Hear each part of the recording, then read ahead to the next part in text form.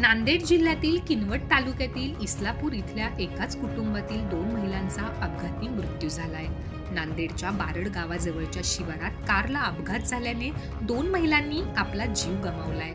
वर्षा पाटील आणि किरण पाटील अशी मयत महिलांची नावे आहेत। अपघातात ठार झालेल्या दोन्ही जावा होत्या।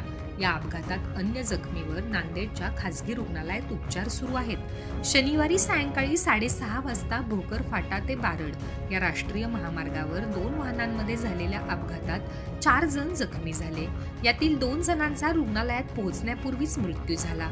या जावांवर गावात एकाच वेळी अंत्यविधी करण्यात आले। यावेळी ग्रामस्थांनी सगळी दुकाने बंद ठेवत मयतांना श्रद्धांजली वाहिली।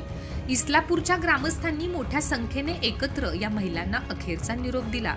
या अपघातात मैतामध्ये गावाच्या माजी सरपंच महिला होता। बारड ते भोकर रस्त्यावर माऊली पेट्रोल पंपासमोर मालवाहू गाडी आणि प्रवासी वाहतूक गाडी क्रमांक MH26 BQ 6462 मध्ये समोरासमोर जोरदार धडक झाली। घटनेची माहिती मिळताच बारड पोलीस मदत केंद्रातील सरकारी वाहन घेऊन पोहोचले।